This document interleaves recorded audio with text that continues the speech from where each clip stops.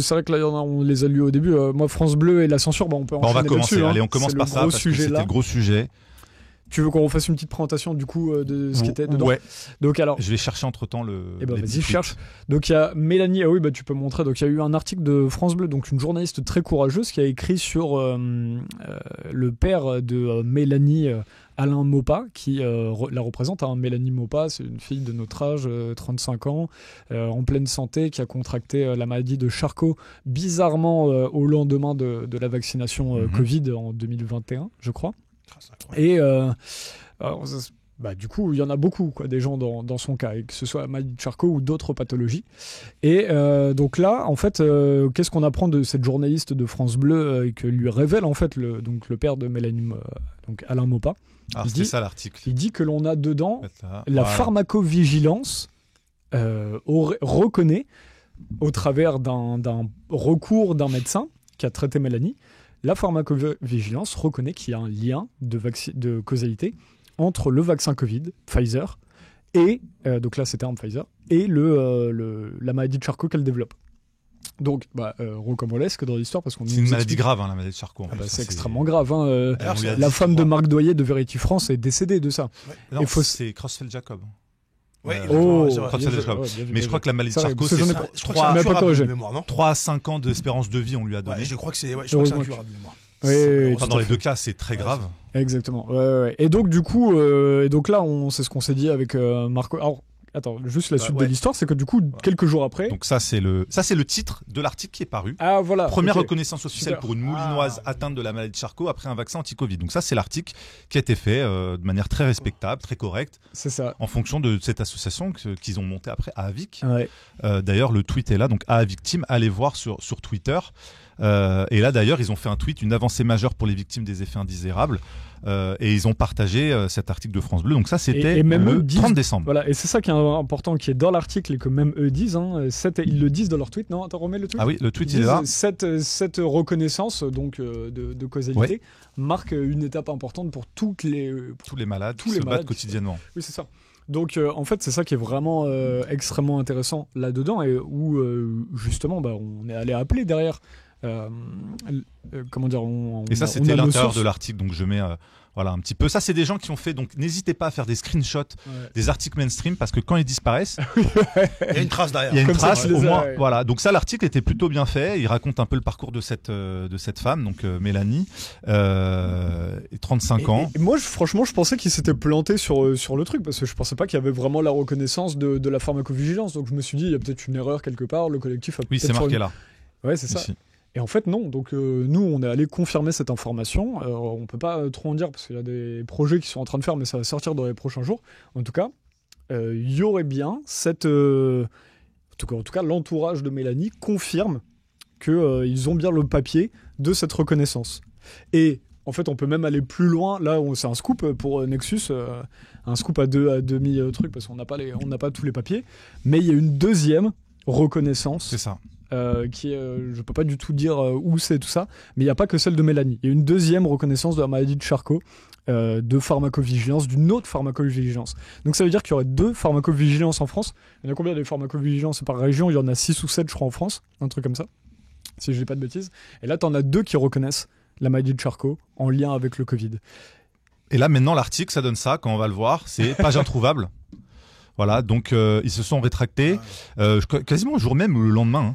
Et quelques jours après. Quelques jours après. Et voilà ce qu'ils ont du coup publié, la réponse de France Bleu, parce qu'ils se sont justifiés. Voilà. Voici pourquoi France Bleu a dépublié un article mentionnant un lien. Ils se sont fait incendier sur les réseaux. Ils se sont fait incendier. Ouais. Donc en fait, c'est le jour même.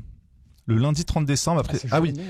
Ou alors c'était le lendemain, je sais pas. Dites-nous dans le chat si c'était l'article a été publié le 30 ou le 29 décembre. En tout cas, ils disent que le France Bleu a pris la décision de dépublier un article paru sur son site sur lequel était mentionné un lien entre la maladie de Charcot et le vaccin contre le Covid-19. Voici nos explications. Et effectivement, ils disent que il ne s'agit pas de censure, donc c'est marqué là, mais qu'ils ont fait le choix de dépublier l'article afin de ne pas propager de fausses informations sur un sujet particulièrement sensible. Mais France Bleu, j'aimerais savoir. Et puis ils se désolidarisent de leurs journalistes en disant qu'elle a mal interprété les choses. J'aime bien, il ne s'agit en aucun cas de censure comme cela a pu être évoqué. Mais alors moi quand je dis quand je vois rectification, laisser l'article initial et rectifier. Tout à fait. Mais en fait, ils disent que c'est de manière... Comment ils disent après? Donc vas-y, va sur la suite. Ils disent que c'est de manière partielle et qu'il manque d'informations. Parce que c'est vrai que c'est là où on peut le dire, France Bleu n'a pas forcément tort là-dessus, il n'y a pas le papier de la reconnaissance. S'ils ne peuvent pas le donner pour l'instant, la famille de Mélanie ne peut pas donner ce papier. C'est ce qu'on m'a dit. Donc... là, on est face à un problème. Donc la journée, c'est peut-être aussi sortie trop rapidement. Ça a été validé par une rédaction en chef aussi. Bien sûr. Elle est pas toute seule là-dedans. C'est ça qui est intéressant. Qu'est-ce que ça dit après? C'est un peu cavalier. Ils disent que le vaccin. Alors qu'est-ce qu'ils racontent? Non, parce qu'ils disent que c'est de manière partielle. Ça n'a pas été reconnu. En France, pour être remis sur le marché, un médicament doit passer un essai clinique lors duquel les autorités. Donc ils essaient de repartir sur le narratif. Sur les trucs d'avant. Le narratif. Le vaccin est sûr. Pfizer a passé tout a été autorisé. Ce qu'on m'a dit dans les proches, ce que m'ont dit les proches de. Il suffit de faire un erratum, nous dit Fatima, elle a raison. Oui. Ce que nous disent les proches de la famille, c'est que la journaliste a écrit est très tôt venue vers eux. Dès qu'ils c'est rigolo cette petite laisse-moi finir. Dès qu'ils ont eu le papier sur cette reconnaissance, la journaliste est très rapidement venue vers la famille, mais derrière, ils ne s'attendaient pas à ce qu'elle sorte le papier aussi rapidement.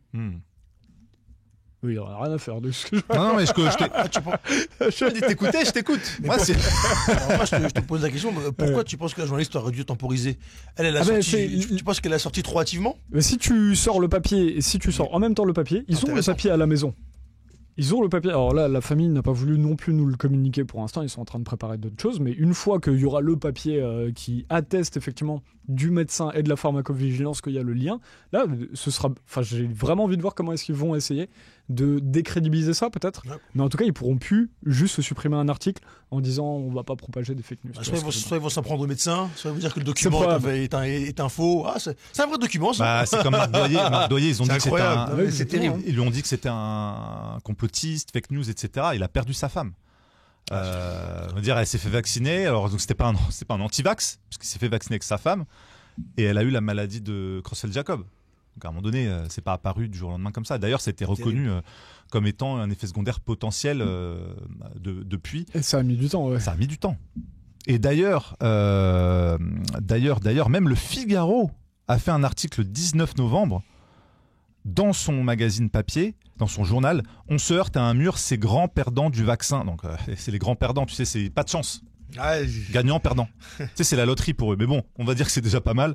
C'est grands perdants du vaccin anti-Covid-19. Et il parle là-dedans je crois, du cas de Mélanie aussi. Et je me dis, franchement, à l'aune de toutes ces personnes qui vivent tous ces effets secondaires, retirer l'article comme ça, au lieu de mettre comme disaient de nos internautes, un erratum, ou peut-être une petite rectification pour dire, bon, pour l'instant, on n'a pas évidemment le lien officiel, mais nous apporterons les éléments au fur et à mesure en laissant l'article. Là, c'est quand même une deuxième claque dans la figure des familles des victimes, c'est de ne pas être reconnu. C'est terrible. Et moi, ça me fait penser exactement comme ces familles de Boeing qui aujourd'hui sont encore en bataille pour essayer de faire un procès contre Boeing parce qu'elles n'arrivent pas pour se faire reconnaître les raisons du décès de leurs proches. Et c'est un peu pareil ici. Il faut que les industries assument leurs erreurs officiellement pour que les gens puissent un peu faire leur deuil ou passer à autre chose. De toute manière, Pfizer ne peut pas assurer de... Non, de toute façon, ils ont signé quelque chose. C'est l'État qui est responsable, mais pas du tout. C'est vrai. Alors, ce qui est intéressant, donc là, on parle pour Amaïdi de Charcot, c'est pour ça que ça fait du bruit cette semaine, puisque en même temps, France Bleu s'est mouillé aussi. Mais il faut rappeler qu'il y a des centaines de personnes qui sont indemnisées par l'ONIAM sur d'autres pathologies. Et là-dessus, d'ailleurs, en ayant parlé avec certaines personnes concernées dans cette affaire, ce qui est intéressant, c'est de voir qu'on m'a raconté l'histoire de personnes qui sont aussi dans le collectif A Victimes et qui sont indemnisées par l'ONIAM. Donc l'ONIAM, c'est l'organisme français qui est donc national, qui doit indemniser les accidents médicaux. Indemnisation des victimes d'accidents médicaux, voilà. Oui, c'est ce que je viens de dire. Et du coup... Office national d'indemnisation. C'est ce que j'ai essayé aussi. J'ai dit organisme. Voilà. Office. Et donc du coup, ce qui est intéressant là-dessus, c'est par exemple, il y en a une qui est atteinte de polioarthrite, je crois, si je me trompe pas. Et donc c'est quelque chose à vie. Elle a perdu perdu son travail, elle peut plus retravailler. Et elle est indemnisée par l'ONIAM à hauteur de 640 €. Une fois, sur un mois, parce qu'on juge que la maladie ne dure que un mois, alors qu'elle est handicapée à vie. Ok. Et elle a qu'un mois d'indemnisation. Elle a chopé 640 €. Elle a chopé un. T'imagines ce que c'est 640 €? Non, mais c'est terrible. Hein. Non, on rigole. Mais on rigole parce que c'est jaune. C'est pour pas pleurer, mais c'est terrible. Non, mais complètement. Et combien il y en a qui ont été dans le silence et le médiatique le plus total. Je pense aussi à Maxime Beltra, dont le papa, Frédéric Beltra, pour une histoire de choc anaphylactique, on lui a dit que c'était à cause des cacahuètes, parce que son fils est allergique aux cacahuètes. On dit non, c'est les cacahuètes. Bon. Et donc c'est intéressant, en tout cas, avec cet article de France Bleu, en tout cas, il faut rappeler que ce que le groupe à victime, comme le collectif à victime, comme tous les autres collectifs de victimes, que ce soit Mélodie ou Vérity France, qui recense des milliers de victimes présumées du vaccin, demandent en tout cas à ce qu'il y ait une enquête. Et ça, cet article de France Bleu est dégueulasse, parce que non seulement ils omettent complètement ce que va dire leur propre journaliste, qui d'ailleurs est en vacances, et finit ces vacances-là, elle va probablement passer un sale quart d'heure lundi, donc on saura à quel bois elle va sûrement tenir au courant le collectif à victime de à quel bois elle va te manger, chauffer. Ouais.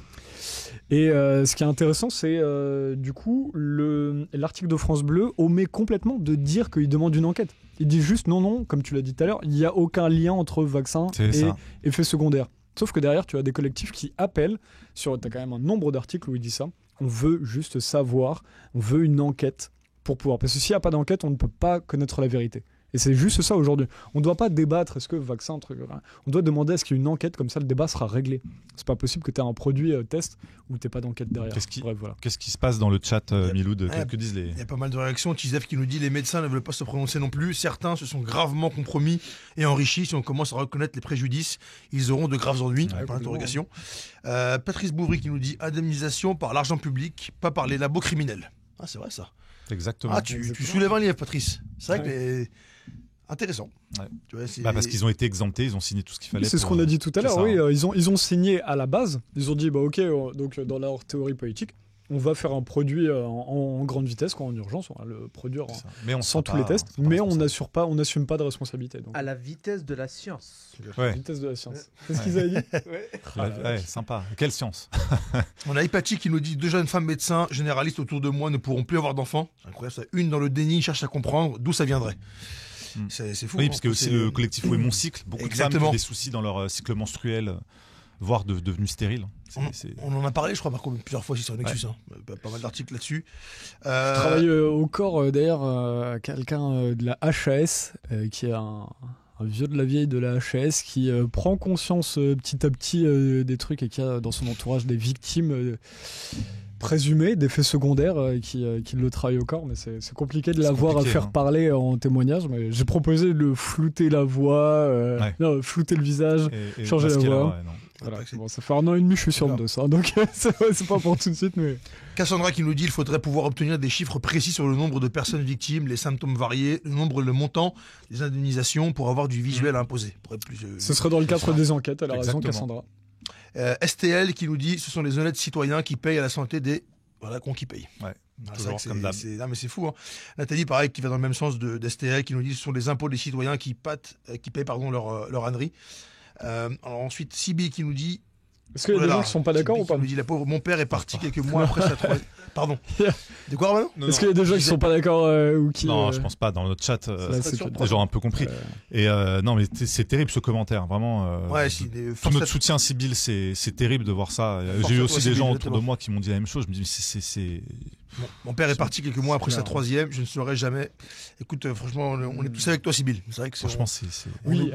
Sibyl, elle soulève un très bon sujet d'ailleurs là-dessus, c'est que pour faire le recours, par exemple, que là a pu faire Mélanie, ils l'ont commencé en juin dernier pour avoir en décembre. T'imagines ? Juin 2024. 7 mois de bataille. 7 mois de bataille. Non, attends, il a été vacciné en 2021. Tu peux faire le recours qu'en juin 2024. Tu vois la différence. 3 ans et 3 ans. Un petit peu moins de 3 ans pour pouvoir faire le recours. Et en fait, ce que m'ont expliqué l'entourage de Mélanie, c'est que derrière, il faut pouvoir trouver un médecin qui te dit pas ah non mais c'est dans votre tête madame. Tu vois, non, ça vient comme ça pour plein de trucs, genre Creutzfeldt Jacobs avait quasiment disparu, boum, la femme de Marc Doyer Non.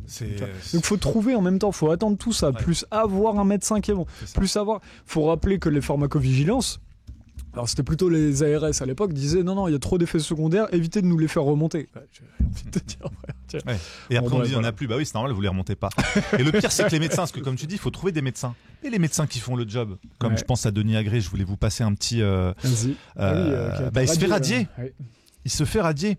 À partir de janvier 2025, donc voilà, ça c'est une petite alerte que je voulais passer qu'il a émise sur Instagram là il y a quelques jours, censuré sur TikTok. Donc bon, je pensais que TikTok était un peu libre, mais pas du tout.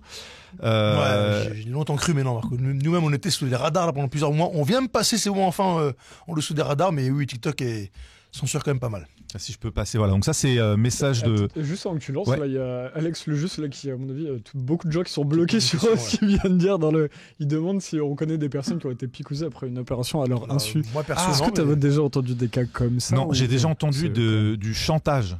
Ça, il fallait. Il y a du chantage très très grave. Il y a cette vidéo, on aurait dû la reprendre. Attends, je vais essayer de te la retrouver, Alex, là où t'as ce gars qui arrive. Donc a priori caméra cachée, quoi, le gars qui est dans un centre de vaccination et puis qui dit à son médecin je dois venir mais je sais pas trop, qu'est-ce que vous me conseillez pour me faire si je dois vraiment me faire vacciner. Donc il est au truc, normalement c'est la dernière étape pour se faire vacciner. Mais tu sais, il lui dit non c'est bon, a priori c'est bon. Il dit moi je veux pas du a priori, est-ce que c'est safe le vaccin?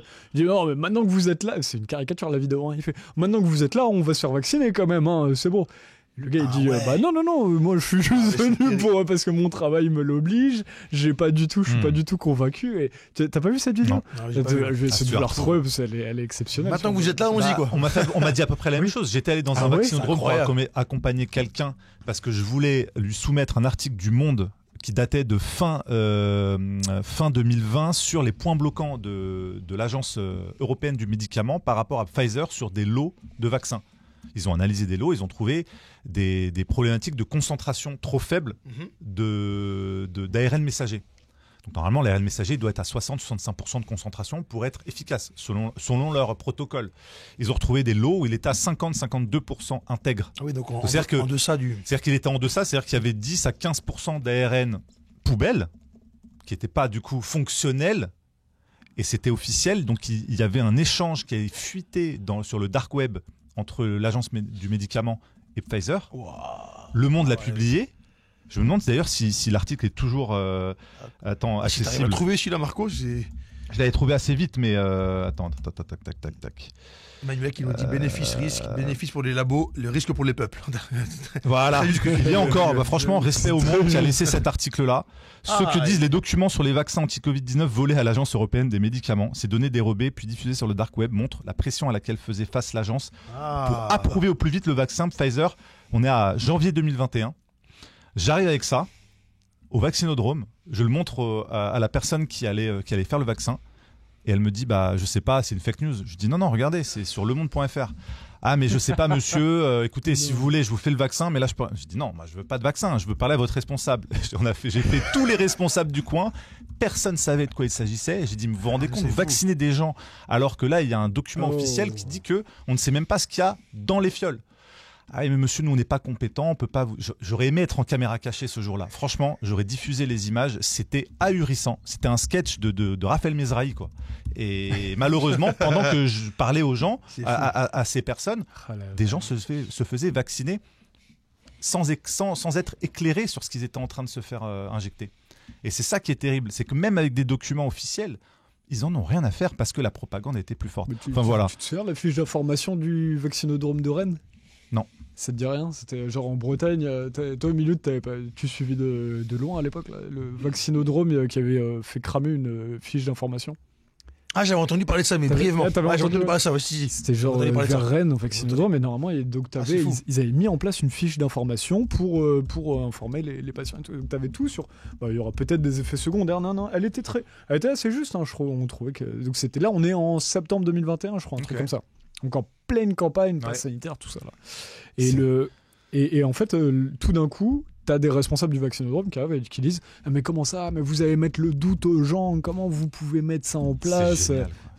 Je pense que c'est ahurissant. Bref. Romano, t'as une question pour toi, excuse-moi Marco. Fatima qui dit, est-ce que vous avez un retour de la bataille juridique des anciens suspendus avec le maître avocat, en l'occurrence David Guillon, que vous avez invité? Tu sais, il avait dit qu'il y avait effectivement un délai jusqu'à là, début janvier, pour lancer la procédure de qu'en est-il? Donc c'était jusqu'au 1er janvier, donc c'était jusqu'à avant-hier.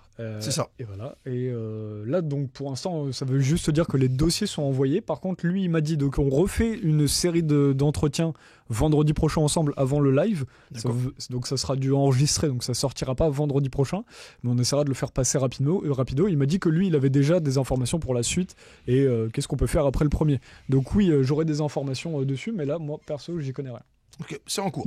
C'est en cours. Bon, en tout cas, je vous passe le petit message de Denis Agré, le pauvre qui va être radié ou qui a déjà été radié. Il a déjà été radié. Je pense que c'était le 2 janvier, c'était hier. C'était à partir du 2 janvier 2025. Il est radié depuis un bail. C'est qui Marco pour Non, oui, mais c'était effectif à partir de janvier 2025. Ouais. Et il va le dire dans son message. Et franchement, le pauvre, il se bataille. Milou demande qui est Denis Agré. C'est un médecin qui a énormément alerté pendant le Covid sur les effets secondaires. Il avait son média et tout.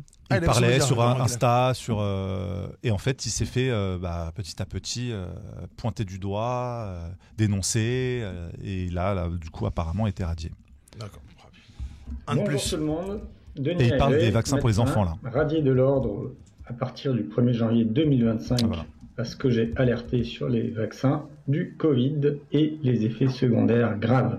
Donc, aujourd'hui, je veux vous parler des méningites et des vaccins contre la méningite, méningocoque B et C.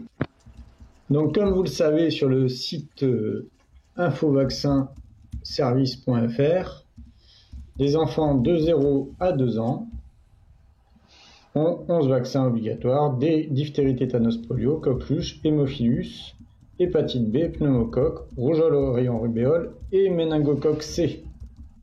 Il faut savoir que le vaccin du méningocoque B existe déjà et est déjà administré dans notamment les centres de protection maternelle et infantile aux enfants.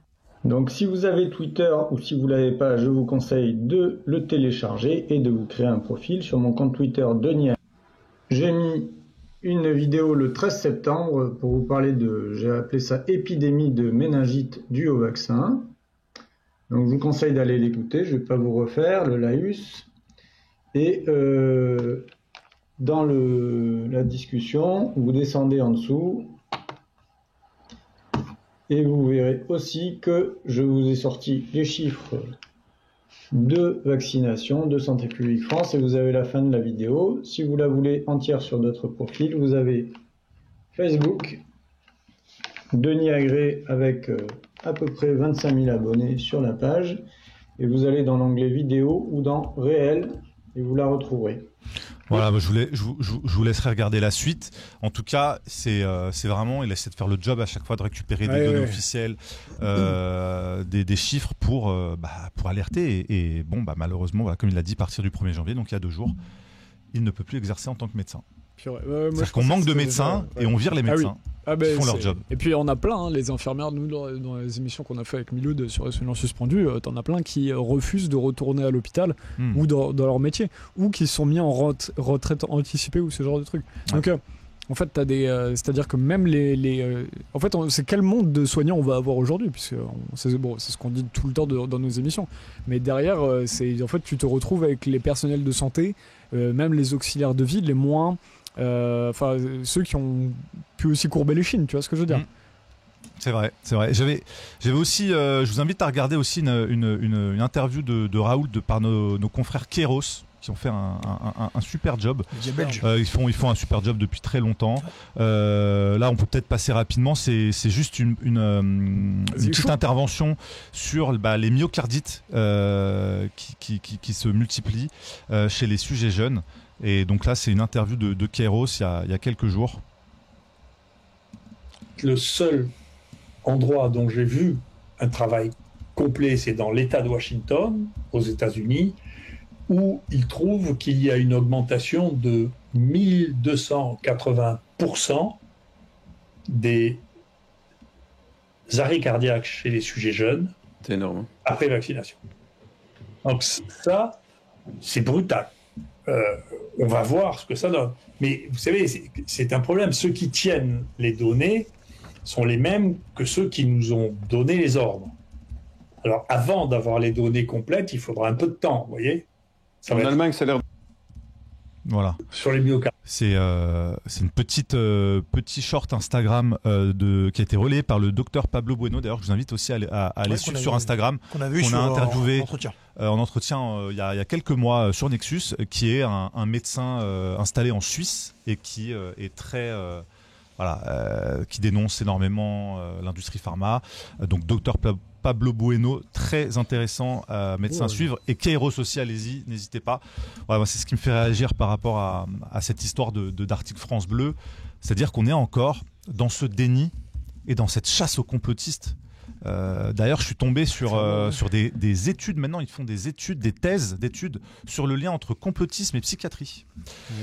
Donc bientôt, on va finir dans le DSM. Ils vont nous mettre un traitement. Mais c'est pas une blague. Là, je vous parle thèse à l'université de Lille. Regardez, lien entre psychiatrie et croyances conspirationnistes, ou comment l'homme ne marche pas sur la Lune lorsqu'il est atteint de troubles psychiatriques. Voilà. Et ça, c'est ce qui m'embête le plus d'ailleurs en parlant de ça, c'est que tu as des fois des émissions, mais même pas de médias traditionnels. Des fois, tu as juste des émissions juste de divertissement, où en fait les gens regardent des choses complotistes ou je sais pas quoi, mais en fait, je sais pas si tu as vu ces trucs-là, ils prennent n'importe quoi en fait comme exemple. Ils prennent Ils vont prendre la Terre plate, ils vont prendre des choses comme ça. Ah oui, alors ça, la Terre plate, ils aiment beaucoup. Voilà, ils vont dire, regardez, vous croyez la Terre plate, donc quand vous parlez des vaccins, vous n'êtes pas crédible. T'as vu une vidéo? Ah oui, ils ont fait ça. Un platiste, apparemment, il y avait un youtubeur platiste qui est allé avec un autre youtubeur non platiste et qui a fait, mais ils n'utilisent pas le terme de complotiste. Mais ils disent, en tout cas, il a changé son avis après cette vidéo, etc. Tu vois. Oui, j'ai vu, il a dit qu'il s'était trompé. En fait, ce qui est rigolo, c'est qu'ils vont mélanger les sujets, ils vont mélanger les sujets pour décrédibiliser les messagers. Ouais. Et donc le message. En fait, tu sens que derrière, même si t'as pas le terme de complotiste, t'as le truc de fausse information, etc. quoi. C'est ça. Et ce qui est rigolo, c'est que là, on parle de gens qui ont eu des effets secondaires et on va nous parler de la Terre plate. C'est deux sujets qui n'ont rien à voir. Et après, ils vont faire ils vont essayer de créer des outils académiques et intellectuels pour essayer de normaliser la chasse aux sorcières, la chasse aux complotistes, pour dire c'est de la psychiatrie. Mais il faut que tu saches, Marc, que la psychiatrie, c'est un outil utilisé pour chasser les ennemis. Ça a toujours été le cas. C'est vrai, on psychiatrise toujours les ennemis, les adversaires. C'est vrai. Dit un traitement anti-complotisme, je vider la pharmacie. Tu peux me mettre un petit peu plus de son dans le casque parce que j'entends pas trop. Attention dans le chat parce que là, on va tous être référencés et ils vont nous mettre un traitement de force. Non mais complètement. Mais ça fait pas effectivement partie de leur truc. Et quand tu vois Rudi Radstadt en entretien, il va dire tout de suite, donc le gars de Conspiracy Watch, il est toujours à dire oui, on est pour être les complotistes sont ceux qui je sais plus comment est-ce qu'il dit ça. Les complotistes sont en fait c'est de la faiblesse intellectuelle, etc. quoi. Bah parce que oui, ils vont associer ça effectivement à une sorte de naïveté, de crédulité. Complètement. Et j'ai envie de dire, messieurs, dames, les incrédules, vous êtes un peu trop crédules du gouvernement et des industries pharma qui sont multi-récidivistes et multi-condamnés. Parce que Pfizer a été multi-condamné. On en parle très peu, ça, Marco. Très peu. Et quand on en parle, ils vont dire oui, mais c'est pas grave, c'était il y a longtemps. Ouais. C'est comme si toi, t'as tué quelqu'un il y a 20 ans. C'est pas grave, il a tué quelqu'un, mais c'était il y a 20 ans. Il y a prescription, Marco. Prescription. Il y a eu quoi? Il y a juste eu des vies brisées, des familles brisées. Ah, c'est pas grave. Il y a prescription. Pour charlatanisme. Je vous trouve dur quand même. C'est-à-dire que ils ont été condamnés pour charlatanisme. Pfizer. Ah ouais? Et bien sûr. Bien sûr. Pfizer, la liste est extrêmement longue. Tu connais pas ça? Des milliards de dollars d'un monde.